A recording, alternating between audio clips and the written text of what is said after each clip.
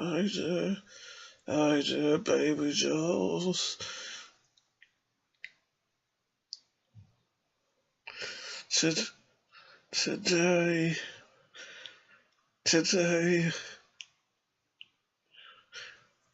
I'm gonna talk about why I believe that all animals once talked like human beings.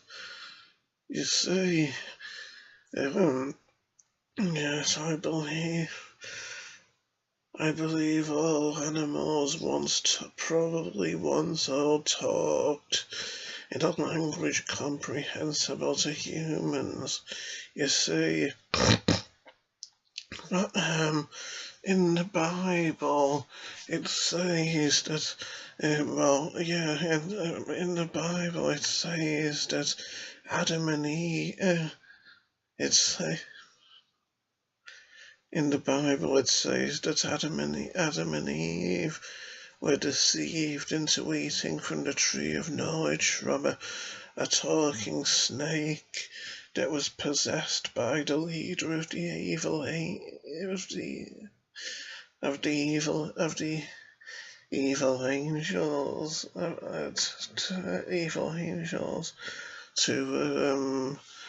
evil angels to deceive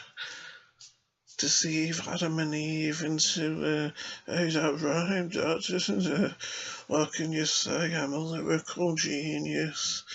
Yes, it deceived Adam and Eve into eating from the tree of knowledge. And yes, I'm a poet and I know it. Yes, it deceived Adam and Eve. It deceived Adam and Eve. It deceived Adam and Eve into eating from the tree of knowledge. Your CD is a bit bad again, but it's better than it's been in the past year. And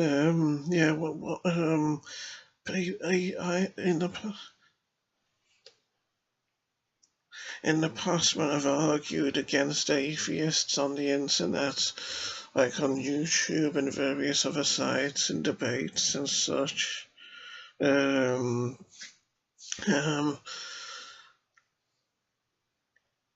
atheists would often mock Christian beliefs and mock and ridicule the idea of a talking snake and such.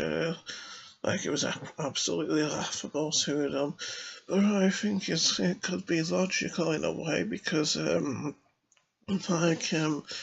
personally, I think that in order for Adam and Eve to be fooled by a talking snake into eating from the tree of knowledge, I'm guessing all other animals had to be talking in a language understandable to humans at that point as well, because if all animals were incapable of talking like humans and they were just vocalizing like animals do nowadays with dogs barking and cats meowing, etc.,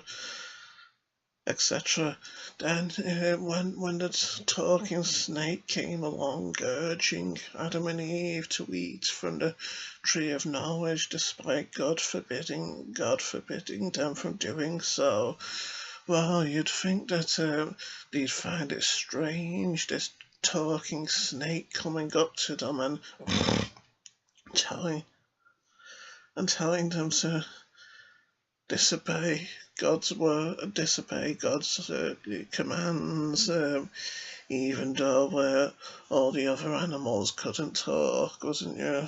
I know I would anyway, especially with how snakes have always looked kind of scary and such and creepy, haven't they?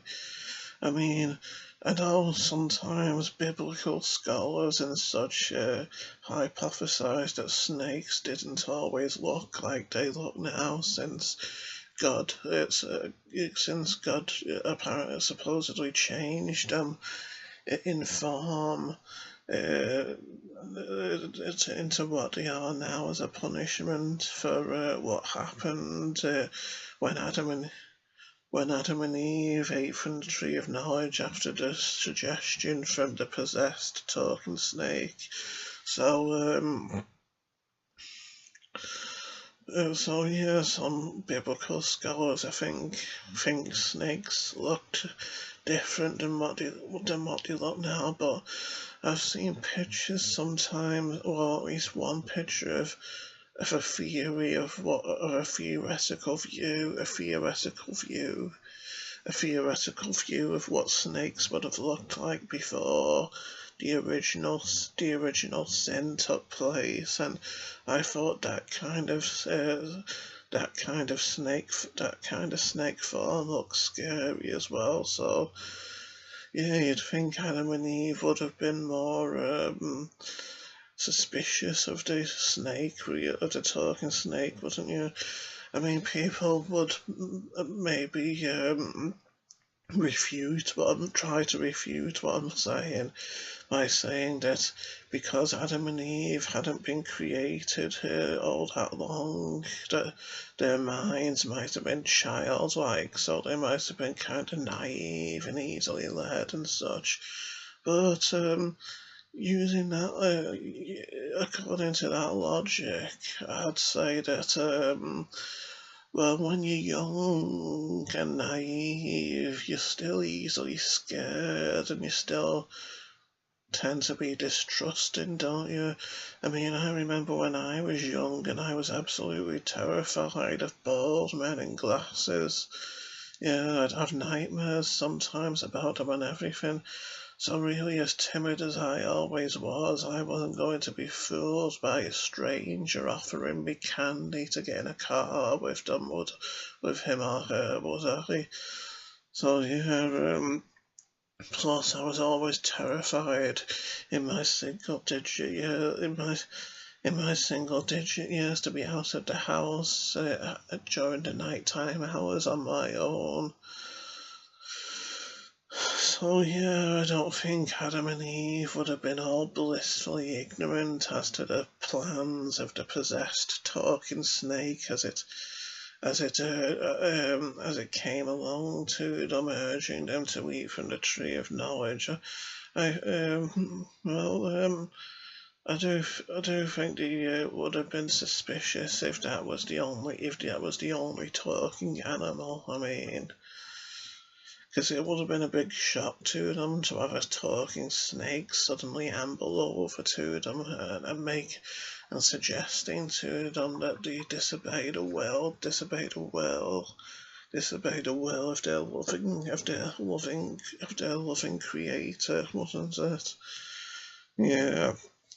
And yeah, so really, when you think about it, it's a nice, it creates such pleasing, comforting thoughts, the idea that before the original sin occurred, Adam and Eve could have been socializing and talking with the animals around them.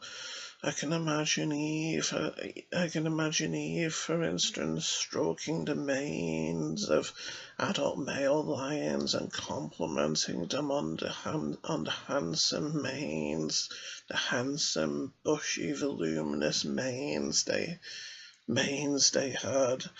And I can imagine the lions saying, why, thank you, pretty lady, you're looking rather attractive yourself. It's a shame we're a different species, though, isn't it? Yes. Yeah, and after the original sin was committed, and God punished all of us life on earth by casting us out of Eden and giving us finite lifespans and separated and making us live separately from all the animals, making us live separately from all the animal species that live on Earth. I think it's logical to assume that he that he put an end to animals communicating in a language understandable to humans, because after all, if we could still speak, if we could still talk to lions and tigers and such, then during those times when we happen to be unfortunate enough to be, say, on African savannas with lions with lions coming at us wanting to eat us, well, we'd probably have a better chance of getting them to spare us, so that we could leave unharmed if we could talk to the lions and try to diffuse them and find a common ground, or maybe reason with them, or humbly beg for our lives from them, couldn't we? We could have a better chance of surviving such encounters.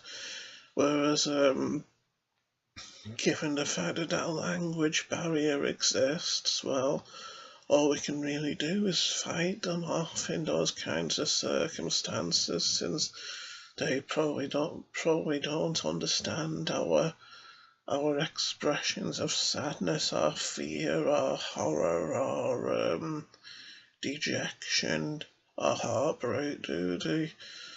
So yeah, that language barrier just increases the rift between us, I suppose you could say.